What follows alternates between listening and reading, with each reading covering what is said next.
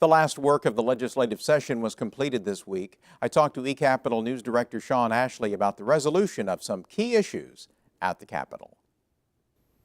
Sean, as a practical matter, with Common Core repealed, what happens next? Well, now the real work begins, as is often the case when the legislature passes a bill and the governor signs it. A key provision of the piece of legislation is that the State Department of Education, working with local education officials, with teachers and parents, will begin the process of developing new state-based curriculum for the state over the next couple of years. Also tied to that process will be the fact that the legislature will have oversight of that, as the new curriculum will be presented to the legislature in the form of administrative rules, which ultimately the legislature can approve or disapprove. Could not, however, Common Core state standards provide the minimum basis for what those standards become? You know, that's been a point of discussion throughout the debate on House Bill 3399, and indeed they could.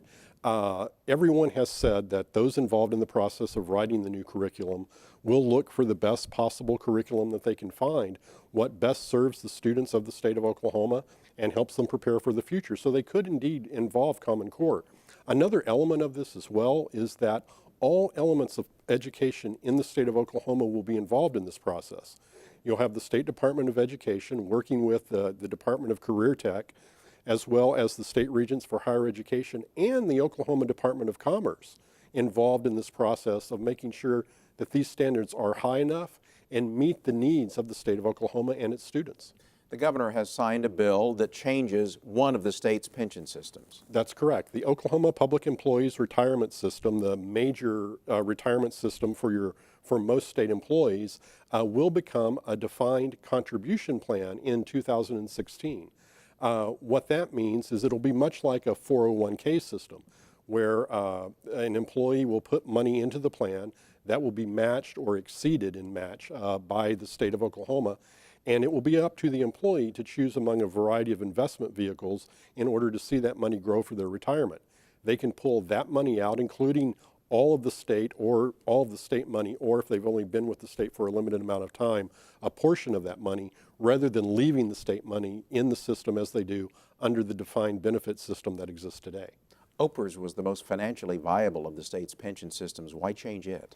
It was the one where they were able to get agreement. There has been talk about what to do about the teachers' retirement system, which faces, in dollar terms, a very heavy unfunded liability.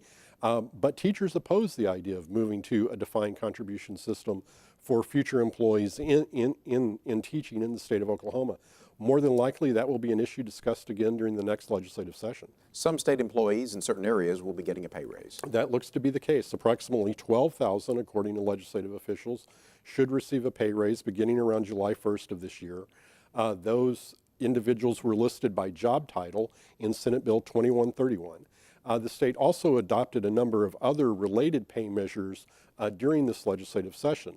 One which puts into place a policy of working toward moving closer to the market level of pay for various state positions in the state, as well as others which indicate that we will not step back on the benefits which we are providing our state employees in the years to come. And already looking forward to next year, there's been an interim study requested to study the state revenue system. In fact, there are actually two interim studies that have been requested.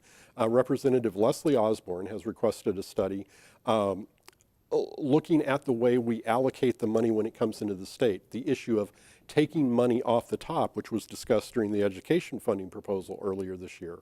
She wants to know where the money is going throughout the state and how it might be changed and better utilized. Representative Bobby Cleveland has also requested a study looking at revolving funds, where some of that money that is taken off the top goes, as well as a variety of other fees that are charged by state agencies to see how those funds are used. In both cases, those were issues in the development of this budget, and so it should be an interesting couple of studies. That should wrap up this session. Sean Ashley, eCapitol News Director, thank you. You're very welcome.